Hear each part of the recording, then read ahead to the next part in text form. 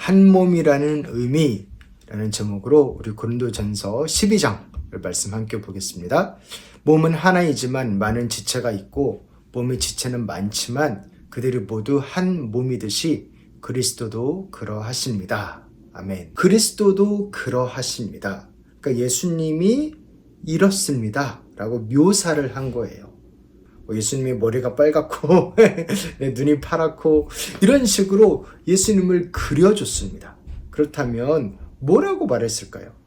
예수님의 몸을 이야기하는데요. 교회가 곧 예수님의 몸이다. 눈, 코, 입, 손, 발, 머리, 뇌, 심장, 위, 혈관 등 그렇게 몸에 있는 지체가 수없이 많은데 그죠? 머리카락 우리가 쓸 수 없잖아요. 그런데 이 모두가 한 몸이다. 그리스도 안에서. 몸에 있는 것 어느 것 하나 한 몸이 아닌 게 없다. 그렇게 그리스도의 몸은 교회고 교회의 지체들 성도들이 곧 한 몸이다. 그리스도와 연합한 그리스도의 몸이다. 라고 말씀은 이야기합니다. 너무나 놀라운 선언이죠. 나 같은 죄인이 뭐라고 그리스도와 한 몸까지 되나. 이 그리스도와 한 몸이라는 말 너무나 많이 들어보셨죠? 그 의미에 대해서 조금 생각해 볼 수 있는 한 에피소드가 있습니다. 존 펜테코스트라는 분이 쓴 아리글을 봤는데요. 그는 2020년 7월 10날 고등학교 1학년일 때에 중앙아시아에 있는 고등학교였는데요. 그 학교에 테러리스트들이 와가지고 공격한 거예요. 감사하게도 아이들이 목숨을 잃지는 않았지만 어른들 5명이 목숨을 잃으셨고 그 중에 2명이 예수님을 믿는 분이었다고 합니다. 결국 그의 가족은 런던으로 이사를 갔고 기숙학교에서 살게 되었는데 친구들을 의지하면서 도움을 구했어요. 그런데 이제 막 13살인 그 친구들이 그가 느꼈던 감정을 소화할 수 있도록 도와줄 수는 없었습니다. 그는 너무나 외로웠고 18개월 동안 스트레스 때문에 편두통에 시달렸고 수년 동안 악몽을 꿨답니다. 그런데 그의 그런 어려움을 대부분의 사람들이 알지 못했지요. 사실 알았다 하더라도 그가 쓰기를 어쩔 수 없었을 것이라고 이야기합니다. 왜냐하면 일단 그 런던에 사는 사람들이 중앙아시아의 삶을 이해할 수가 없고 그리고 그들이 테러를 겪지도 못했고 그래서 그가 자주 했던 질문은 이거였대요. Why me? 왜 하필 나인가?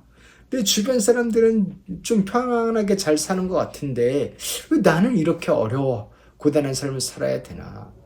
그리고 그가 자주 하는 상상은 어떤 거였냐면 막 총알이 날라와서 친구들을 막 죽이는 그리고 누군가 막 총을 든 누가 강도가 들어오면 난 누구부터 구해야 되나 누구부터 살려고 누구 앞에 서야 되나 막 이런 상상을 했다고 해요.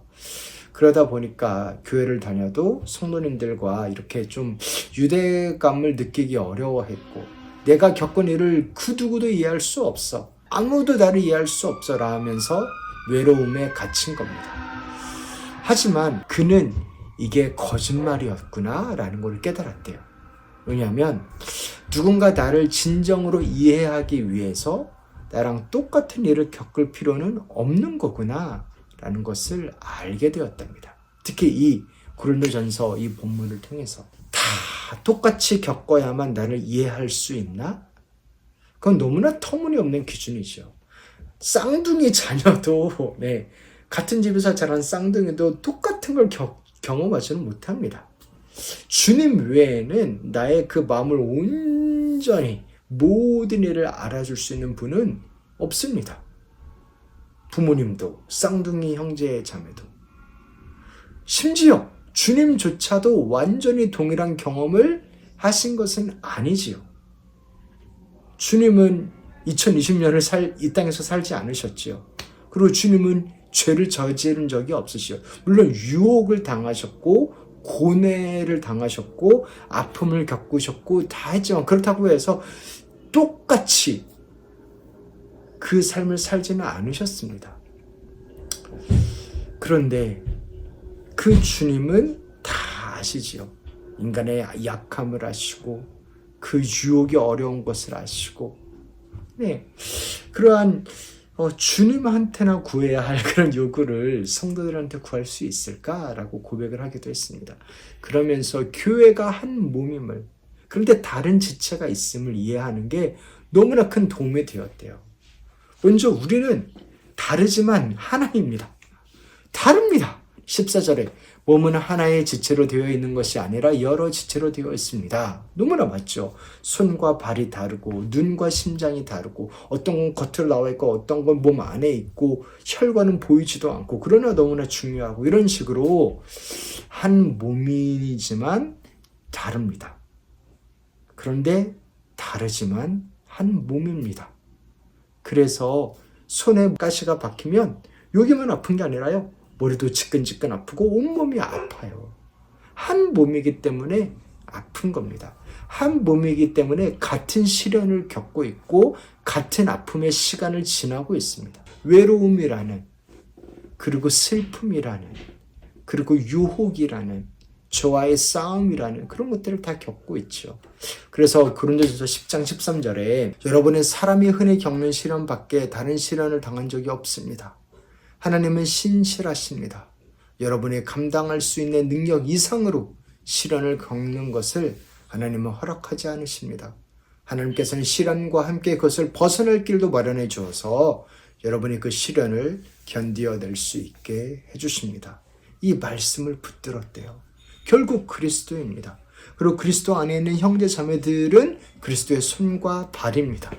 그래서 같은 것을 겪지는 않았어도 함께 아파하고 함께 이겨낼 수 있고 함께 하나님 앞에 나아갈 수가 있는 겁니다. 다르기에 다양하지요. 같은 아픔을 겪지 않았어도 한 몸이기에 함께 아픕니다. 같이 아프지만 또 다른 방식으로 아프기 때문에 더 다양하게 깊게 이해할 수가 있습니다. 다양한 시선을 볼 수가 있고 거기서 또 위로를 얻을 수 있죠. 그게 25절 말씀이 말하는 것 같아요. 그래서 몸에 분열이 생기지 않게 하시고 지체들이 서로 같이 걱정하게 하셨습니다. 몸에 서로 분열이 생기지 않게 하나님이 인도하신대요. 대신 서로 같이 걱정하게 하신대요. 그래서 이분의 같은 경우에는 서로를 이해할 수는 없어도 옆에 같이 있는 것만으로도 큰 위로가 되었대요.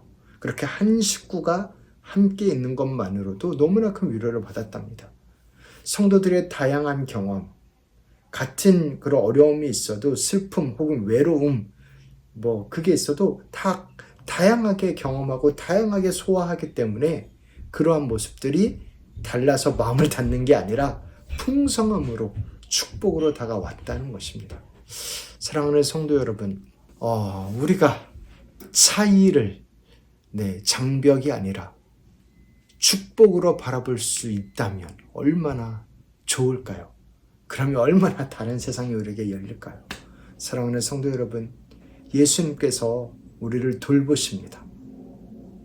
그리고 예수님의 손과 발인 서로의 지체가 서로를 돌봅니다. 우리가 예수님의 손과 발이 되어서 서로를 돌봅니다. 그렇게 한 몸으로 삽니다. 이 풍성함, 이 영광을 더욱더 누리시기를, 그 은혜를 더욱더 누리실 수 있으시기를 다시 한번 주님의 이름으로 축원합니다. 이제는 우리 주 예수 그리스도의 은혜와 하나님 아버지의 사랑과 성령님의 교통하심이 한 몸으로 만들어주신 그것을 지키며 감사하며 그 풍성함을 누리며 다름이 틀림이 아니라 풍성한 축복임을 누리며 나아가는 우리 귀한 형님 자매님들 한 분 한 분 가운데 이제부터 영원토록 함께 있을지어다. 아멘.